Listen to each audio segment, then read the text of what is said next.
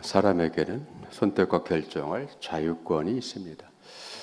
이 자유권이 없다면 사람이 행하는 모든 것들은 기계적이게 되고 또 굴종적이게 됩니다. 사람은 하나님의 형상으로 지으신 존재입니다. 이는 기계와 같은 것이 아니라는 겁니다. 고유한 인격체라는 뜻입니다. 하나님께서는 우리에게 생각하며 판단하며 선택할 수 있는 자유권을 주셨습니다. 우리는 선택의 자유, 결정의 자유를 생활 속에서 누리고 있습니다. 그런데 우리가 기대하고 선택하는 것과 하나님이 생각하시며 기대하는 것에는 현격한 차이가 있습니다.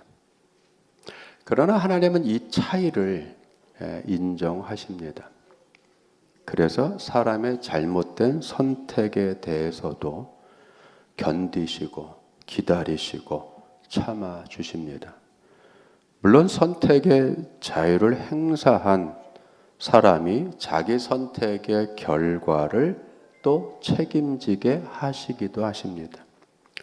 그릇된 선택의 결과로 고통을 겪을 수 있습니다. 잘못 내린 결정으로 인해 손해를 당하기도 합니다. 반면 좋은 선택을 함으로 복이 되기도 합니다. 그런데 대부분의 고통과 손해는 잘못된 선택의 결과인 경우가 참 많습니다. 사사기의 말씀은 주로 하나님의 백성인 이스라엘이 선택과 결정을 잘못함으로 인해서 초래된 고통스러운 삶에 대하여 증언을 하고 있습니다. 괜히 가만히 잘 살고 있는데 고통이 임하고 전쟁이 벌어지고 압제를 당하는 것이 아니라는 뜻입니다. 구원받은 이스라엘 자손들의 잘못된 선택과 삶에 대하여 관용구처럼 등장하는 말씀이 있습니다. 이스라엘 자손이 또 여호와의 목전에 악을 행하니라. 사사기에서 계속 세대가 거듭될수록 새로운 세대가 나올수록 또 평화가 오래단 다음에는 반드시 이스라엘 백성이 또 여호와의 목전에 악을 행하니라라고 하는 관용구적인 문장이 등장합니다. 여기에서 이스라엘 자손이 또 여호와의 목전에 악을 행하니라 해서 한글 성경은 그 앞에 또라고 하는 말을 붙였습니다. 또 여호와 앞에 이 또라고 하는 히브리어가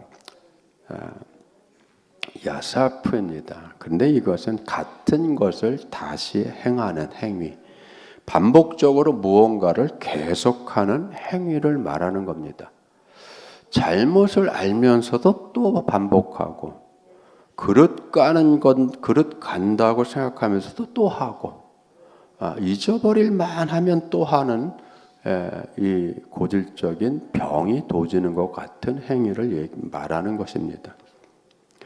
즉 이스라엘은 반복적으로 계속하여서 악을 행했다라고 하는 것인데, 그런데 악을 행했다라고 하는 것은 하나님의 뜻을 순종하지 않았다라고 하는 의미입니다.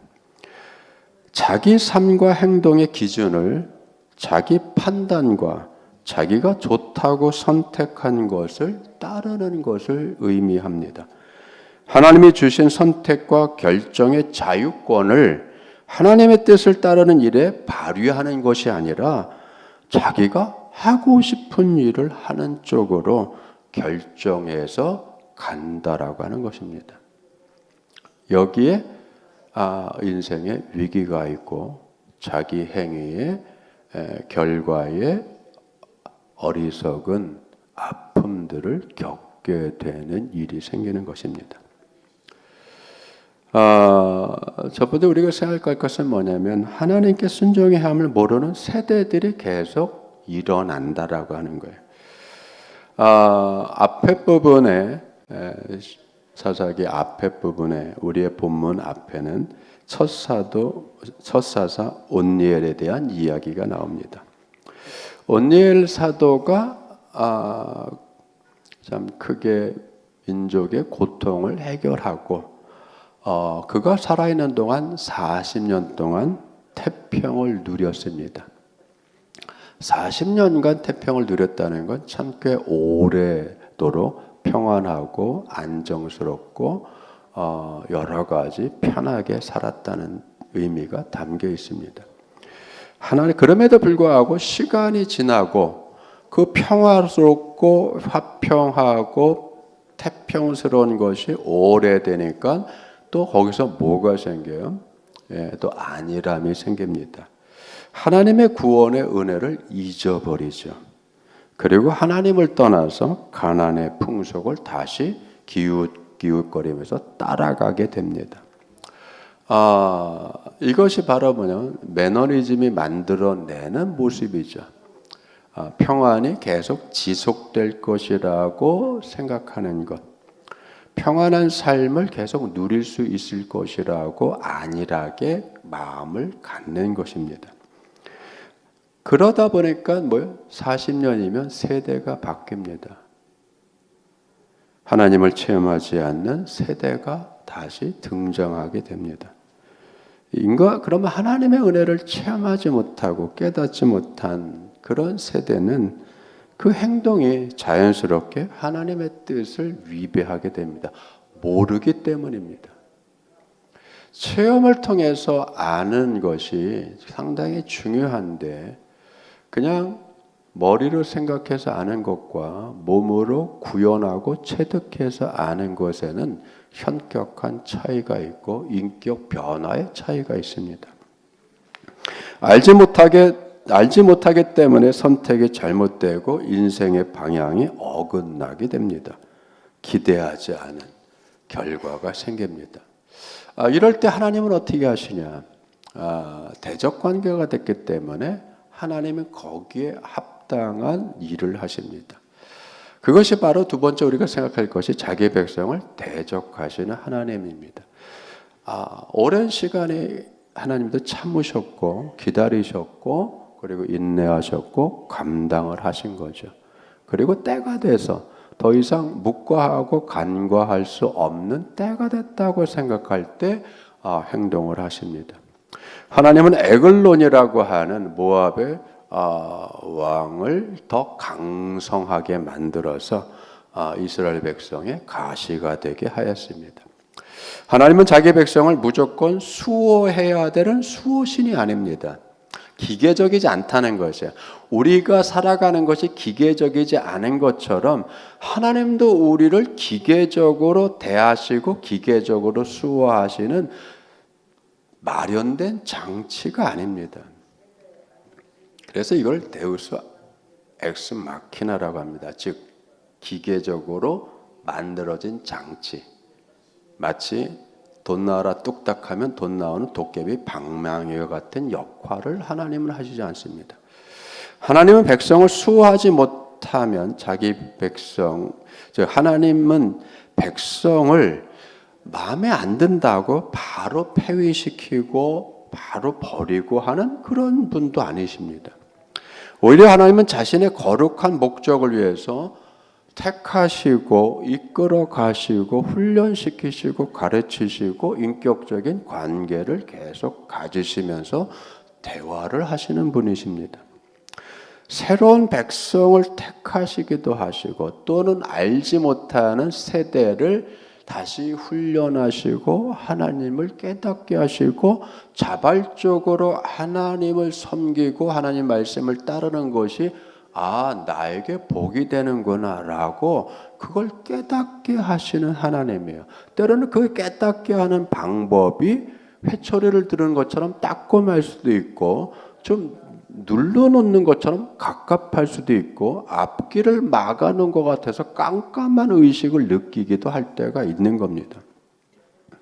어쨌든 이스라엘 백성은 모압 왕 에글론과의 전투에서 패배했어요. 가나안 정복을 상징하는 것과 같은 첫 성이었던 종려나무 성읍인 여리고까지 빼앗겼습니다. 여리고를 빼앗겼다는 것은 상징적인 의미도 있지만 여리고는 이스라엘 남부에 있는 큰 관문입니다. 무역 거래가 이루어지고 상거래가 이루어지고 입출입을 하고, 그래서 굉장히 대단하게 중요한 관문과 같은 역할을 하는 곳을 뺏겼다. 즉 입구가 틀어 막혔다는 겁니다. 큰 손해를 입은 거죠. 그 이전에는 메소포타미아 왕 구산 니사다임에게 8년간을 압제를 받았습니다.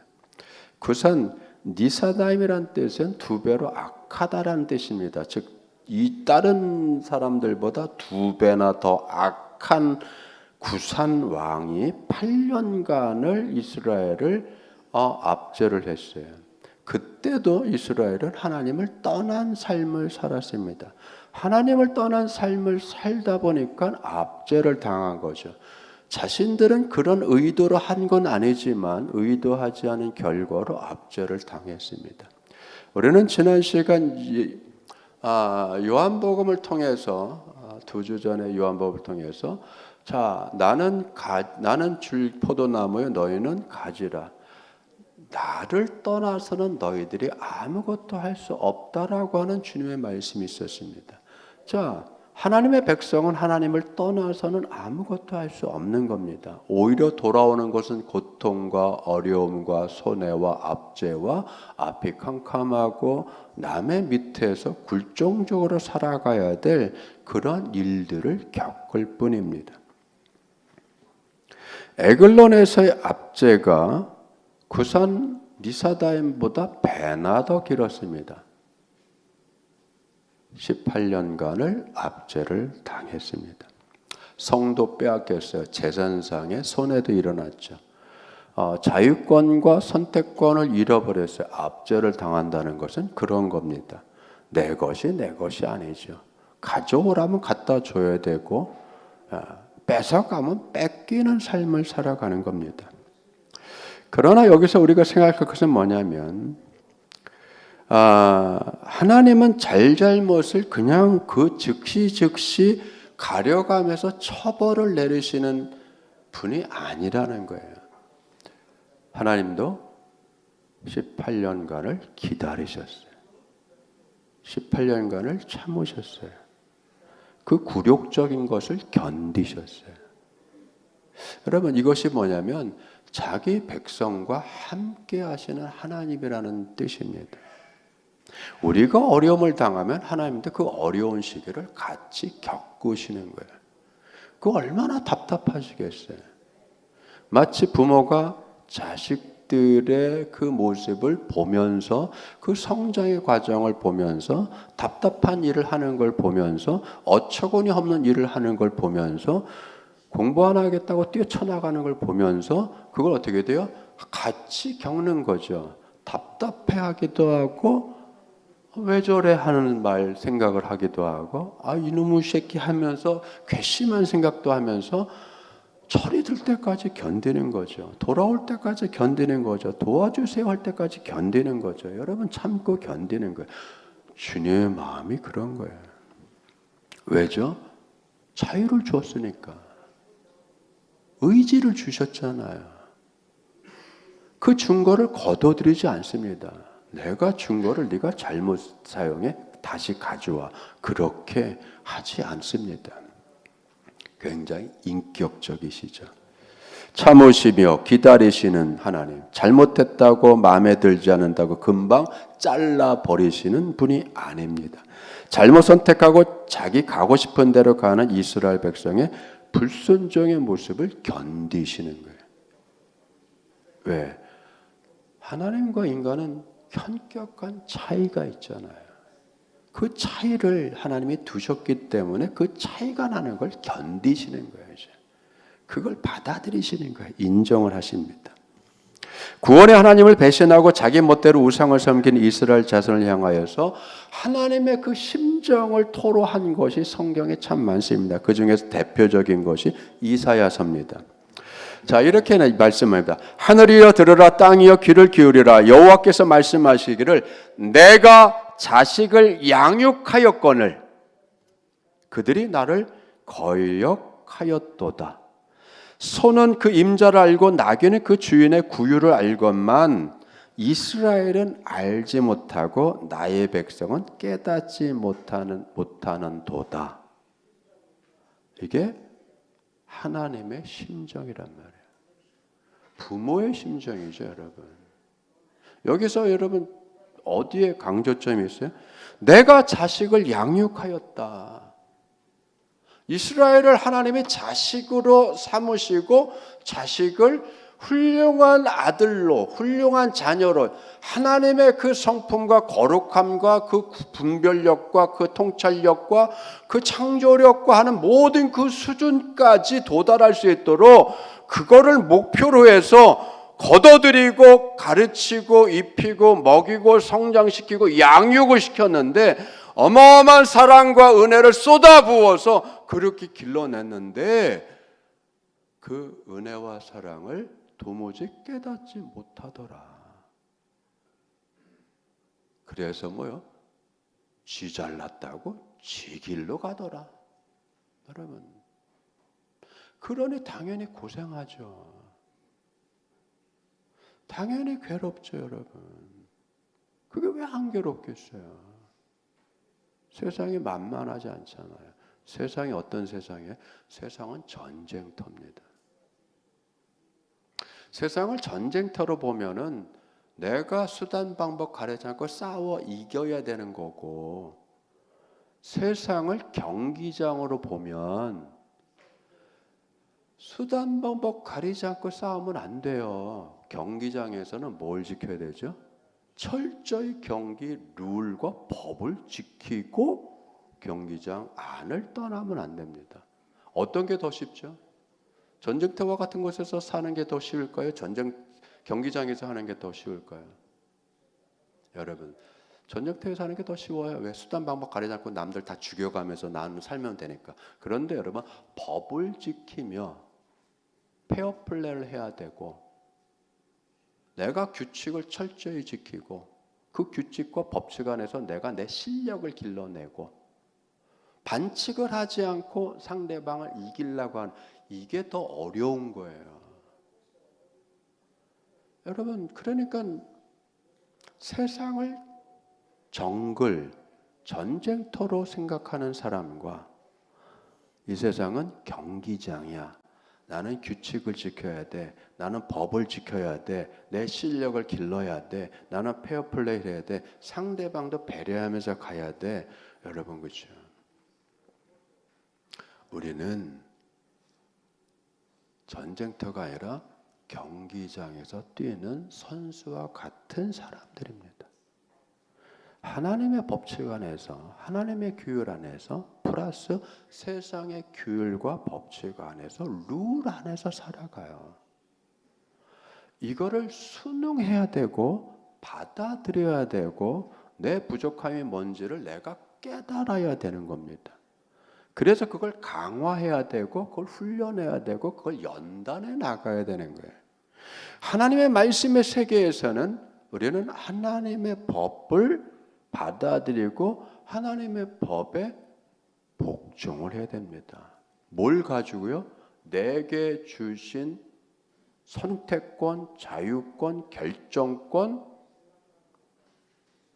의지를 가지고 자발적으로 하나님께 복종하는 삶을 살아가야 되는 겁니다. 이거는 굴종하고 다르죠. 상당히 고도의, 고난도의 수준인 거예요, 여러분. 거기까지 도달하지 않으면 늘 잘못된 선택, 그릇된 방향으로 얼마든지 나갈 수 있는 여지가 굉장히 많습니다. 그래서 이런 하나님의 심정이 나오는 거예요. 내가 자식을 양육하였거든 그들이 나를 거역한다. 여러분 생각해 보세요. 부모가 낳아서 기르고 기저귀 갈고 때마다 먹이고 그렇게 길러서 애지중지 길러서 착한 사람 돼야 된다. 질서를 지켜야 된다. 남을 존중해야 된다. 네 시간을 아깝게 잘 관리해야 된다. 좋은 가르침은 다 펴서 길러내잖아요. 그런데 뭐예요? 자기 생각이 있고 자기 의지가 있고 자기 선택의 자유가 있고 그래서 뭡니까? 그쪽으로 확 휩쓸려서 나가는 모습을 보면 그래, 네 결정을 내가 존중을 하지만 그렇게 하죠. 부모는 네 결정을 존중을 하지만 내가 볼 때는 좀 고생이 될 것 같다. 왜 그런 얘기를 하죠? 살아온 경험의 경험치잖아요. 인생을 살아본 경험치잖아요. 세상은 예나 지금이나 똑같은 거예요, 여러분. 마차 타고 다니다가 그랜저 타고 다닌다고 세상이 확 바뀐 건가요? 교통수단이 바뀐 거죠. 교통수단만 바뀐 거지 세상에 뭐가 바뀌어요? 사람이 바뀌었습니까? 욕심은 더 늘어나죠. 욕망은 더 들끓죠. 어느 정도로 욕망이 들끓었나요? 난 남자로 살기 싫어. 난 여자로 살래. 그래서 병원에 가서 뚝딱거리고서는 떼어내고 오잖아요. 그럼 이런 세상이 됐단 말이에요. 자기 결정에 의해서 자기를 마구 난도질도 하고 떼어내기도 하고 붙이기도 하고 어디 가서 또 붙여와요 또. 여러분 자기 의사 결정이 너무 확대된 세상 여러분. 그게 다 뭡니까? 그럼에도 불구하고 주님이 왜 다 참아내시는 거 왜? 주님이 주신 거니까. 아버지가 주신 거잖아요. 선택하고 결정하고 할 수 있는 그 권한을 주신 거잖아요. 하나님의 참으시고 인내하시며 견디시는 것은 바로 아버지 때문이에요. 이제 아버지시니까. 부모는 어린 자녀의 어리석은 행동을 견딥니다. 치기 어린 행동을 꾸짖기도 하지만 철이 들 때까지 기다리는 거예요. 참는 거예요. 그걸 받아들이는 겁니다. 이것이 부모의 마음이듯 아버지 하나님 역시 이스라엘 자손의 그릇된 선택과 그릇된 행위에 대하여 참으시고 때를 기다리시는 거예요. 어느 때죠? 하나님을 찾을 때까지. 여러분 어렵고 힘든 고통을 겪지 않고는 성도는 하나님을 찾지 않습니다. 인간은 하나님을 찾지 않아요. 그렇기 때문에 고통과 어려움 이런 것들을 계속 이 세상에 계속 있는 거예요. 하나님께 부르짖습니다. 이스라엘이. 오늘 그 말씀이에요. 15절. 이스라엘 자손이 여호와께 부르짖음에 얼마나 답답하고 힘들면 자 18년간을 압제를 받았잖아요. 18년간 고통을 당했잖아요. 그죠? 여러분 그때까지 그렇게 압제와 고통과 어려움을 당하면서도 왜 이렇게 미련하게 꾹꾹 참았는지 하나님을 그 당시에는 안 찾았단 말이에요.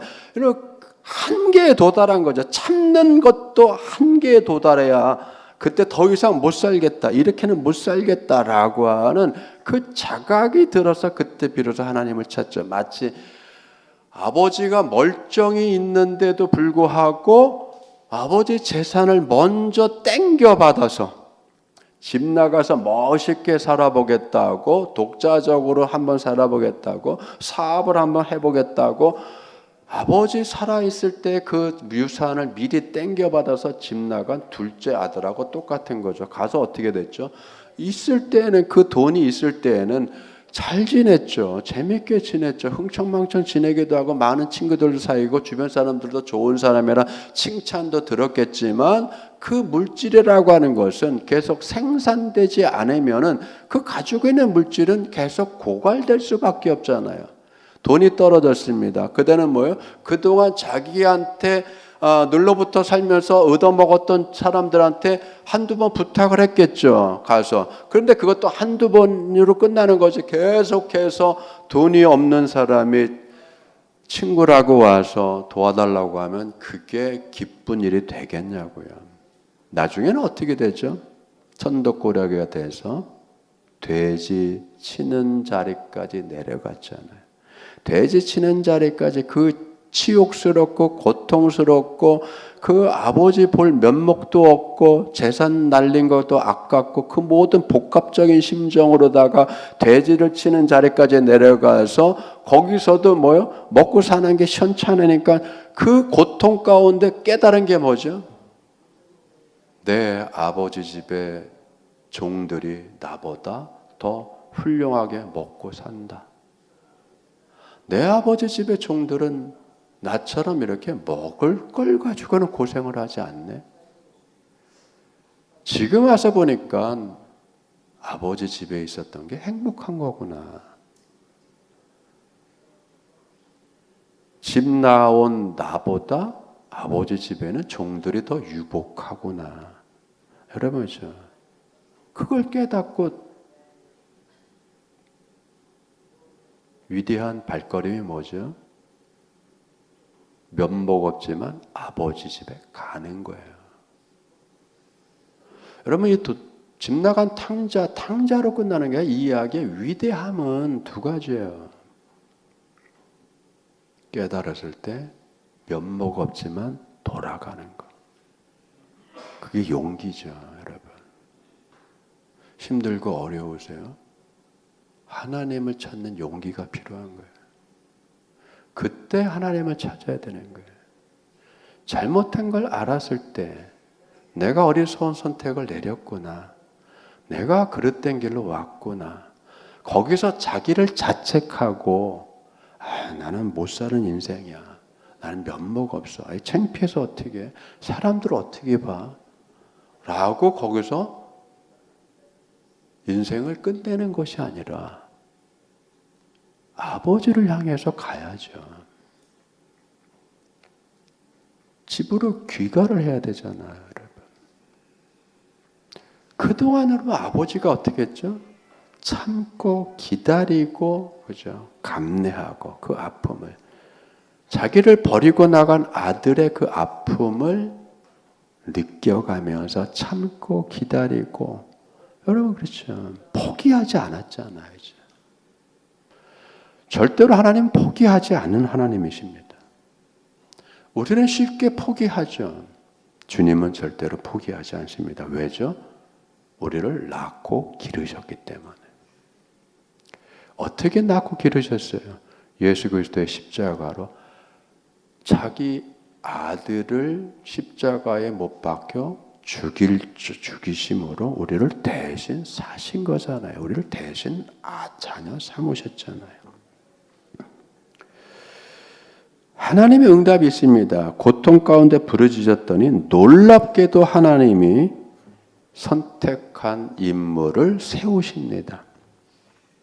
그 선택한 구원자가 하필이면은 근육질이고 지혜가 있고 좋은 학교 나오고 가문 좋고 이런 것이 아니라 결격 사유가 있는 약한 연약한 왼손잡이 에훗을 택했다라고 성경은 기록하고 있습니다. 그런데 왼손잡이라고 번역이 되어 있지만 원래 원문에는 왼손잡이가 아니라 이테르 야드 예미노라고 해서 오른손이 다친, 오른손을 쓰지 못하는 사람이에요. 그러니까 이걸 의미 번역을 한 거죠. 오른손을 쓰지 못하고 오른손에 장애가 있는 사람이니까 이 사람은 왼손잡이구나. 그죠? 그러면 그냥 이 손이 멀쩡하면서 왼손을 쓰는 왼손잡이와 이 손을 쓰지 못하는 상황에서 한 손이 왼손밖에 쓸 수 없는 왼손잡이는 의미가 다르죠. 그냥 물떡대고 왼손잡이 에웃이라면 안 되죠, 여러분. 두 손을 다 자유롭게 쓰는데 그 중에서 왼손을 더 잘 써. 저 사람은 왼손잡이야. 이거 하고 한 손을 못 쓰는 상태에서 이것만 쓰는 건 다르잖아요.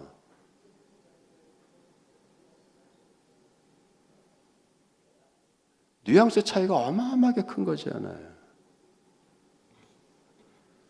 하필이면 왜 하나님은 반편의를 썼을까?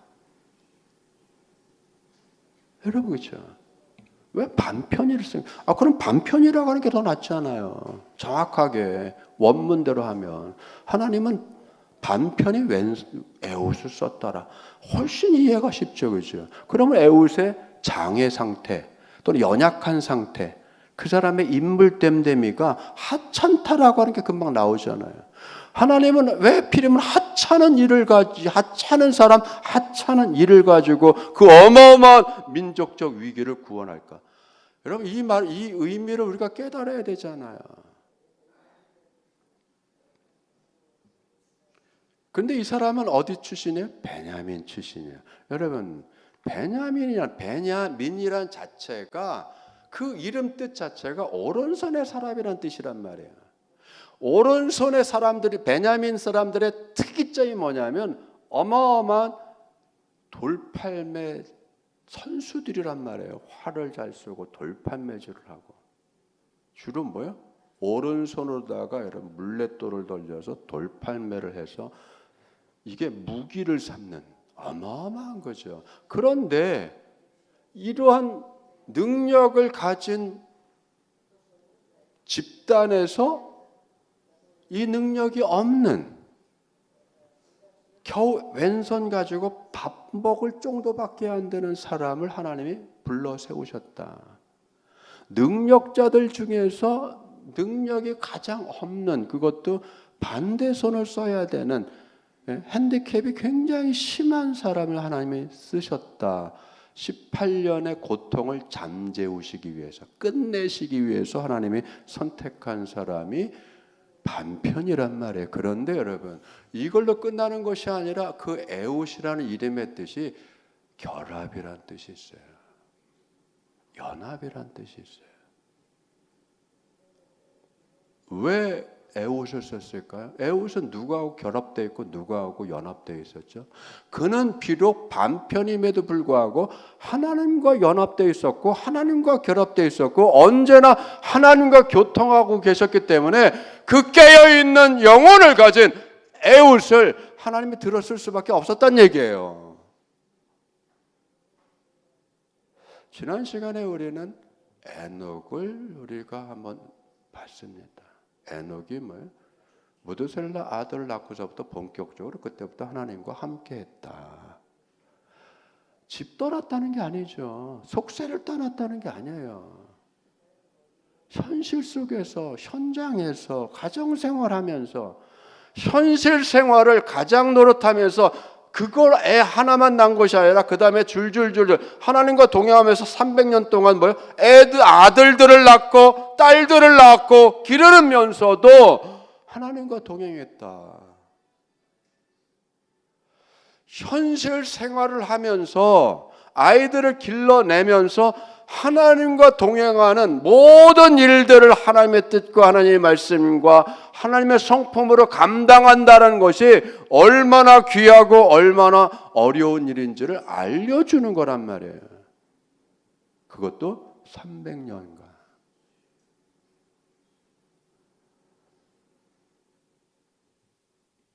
집안일 귀찮다고, 나 몰라. 애들 기르는 거 힘들다고, 나 몰라. 내가 할 만큼 했어. 여러분, 할 만큼 했는 건 없는 거예요. 야, 난 너한테 할 만큼 다 했어. 네가 알아서 해. 그 말은 함부로 하시면 안 돼. 우리는 할 만큼 다 한 게 없잖아요.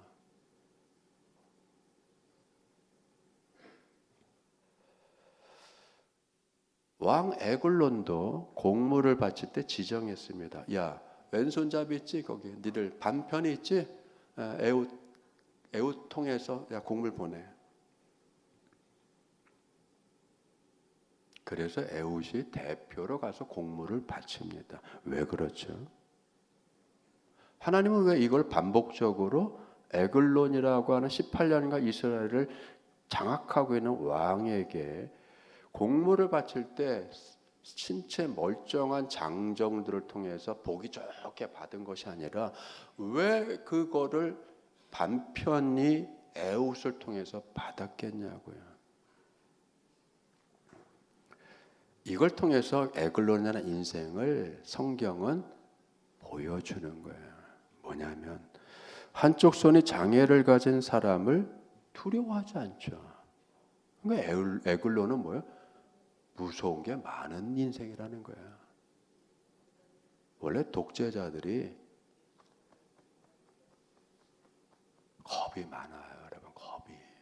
독재자들이 겁이 많아요. 세서 독재 안 하는 게 겁이 많기 때문에. 주변에 쫙 깔아놓잖아요, 여러분. 군인들, 지키는 사람들, 총 들게 하고, 접근 못하게 하고, 조금 이상한 짓 하면 바로 쏴 죽이라고 하고. 왜죠? 겁쟁이라서 그래요, 겁쟁이. 더럽게 겁이 많은 것들이에요, 독재자들이. 에글론이 꼭 이렇단 말이에요. 그 대학이 편하죠. 위험성이 없죠. 그래서 반편이 에옷을 통해서 여러분 공무를 받습니다. 그게 한두 해겠냐고요. 그러니 여러분 편하게 대하는 거죠. 18년간 통치를 하는 그 에글론이 에옷을 아주 편하게 대합니다. 그죠? 저 정도는 내가 능히 해결할 수 있어. 어떤 위험? 손 하나 가진 사람이 무슨 위험을 가하겠어. 그런 아니란 생각. 그런데 여러분, 오늘 성경에서 이 성경 본문을 택하고 어제 우리 무경상아님한테 들은 얘기가 왜 이렇게 끔찍하고 이렇게 잔인한 성경을 이렇게 택했어요. 좀 딴 거 하면 안 돼요? 제가 안 된다고 그랬어요. 왜죠, 여러분? 왜 이 대목을 그렇게 소상하고 상세하게 기록했냐고요. 섬뜩한 걸.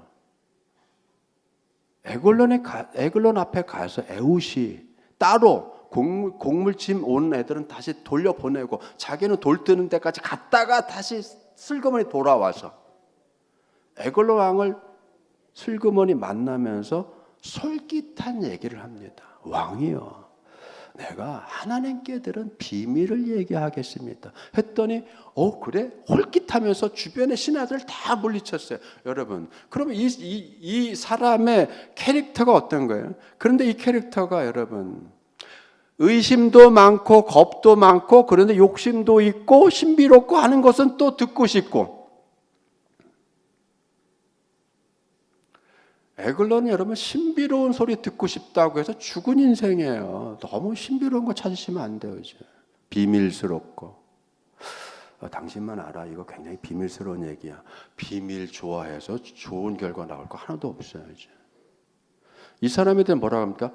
비둔하고 욕심 많고 겁 많고 그런데 비밀스러운 건 좋아해서 그 호기심 때문에 그것 때문에 죽을 줄도 모르고 신하들 다 내보내고 조용히 에웃을 독대했어요. 에웃이 왕이여 하나님께 들은 얘기가 있습니다 라고 얘기하려고 할 때 너무 혹해서 몸을 일으켜서 에웃한테 훅 들이미는 순간 에웃이 준비한 칼로다가 푹 찔렀어요. 여러분 코미디 같잖아요. 제가 이거를 말씀드리고 싶은 건 바로 이거. 코미디 같은 거예요, 여러분.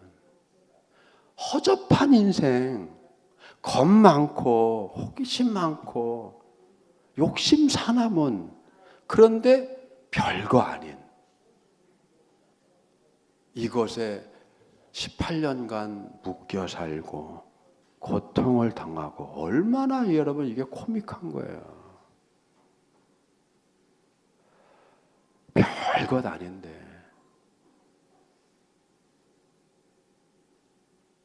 우리가 세상을 잘못 생각하면 잘못 판단하면 괜히 겁먹으면 괜히 멋있게 생각하면 거기에 사로잡혀요. 자, 하나님 입장에서는 에글론 같은 왕을 제거하고 하는 일은 아주 쉬웠다는 겁니다. 그게 문제가 되는 게 아니에요. 여러분 우리의 고통스러운 삶을 해결하는 게 하나님에게 어려운 일이 아니라 그건 너무도 쉬운 일인데 정말 하나님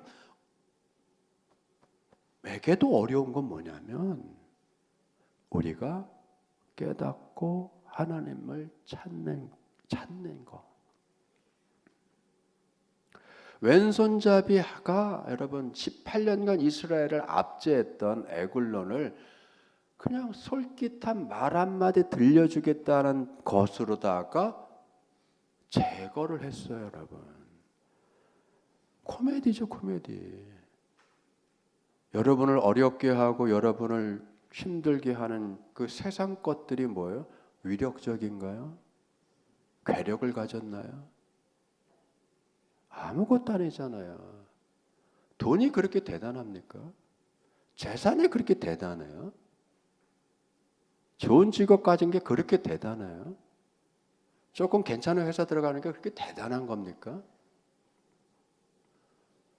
그걸 대단하고 생각하면 내가 쪼그라드는 거고, 그걸 대단하게 생각하면 그보다 못한 데 가면 비리비리한 거고, 실패한 인생 같고, 그렇게 여러분 판단이 그릇가잖아요. 거기서 여러분 자존심 상하고, 거기서 고통당하고, 거기서 슬퍼하고, 그것 가지고 시비를 가리고, 그것 가지고 사내 못 사내 하고, 체면이 세네 못 사내 하고, 야, 네가 그 직장 들어가면 아빠가 무슨 면목으로 사람들 만나냐, 뭐 이런 헛소리나 하고 있고, 연봉이 그거밖에 안 돼? 아, 창피하다. 이런 되지도 않는 소리 해제끼고요. 그게 뭐가 대단하냐고요, 여러분. 하나님의 자녀들에게 정말 중요한 건 내가 아버지 되신 하나님에게 순종하며 살아가는가. 그 품을 떠나지 않고 있는가. 예수님이 뭐라고 했어요? 내 사랑 안에 거하라라고 하잖아요. 내 사랑 안에 거하라. 여러분, 이거는 세대를 반복할수록 계속 반복되는 거예요. 계속 반복됩니다.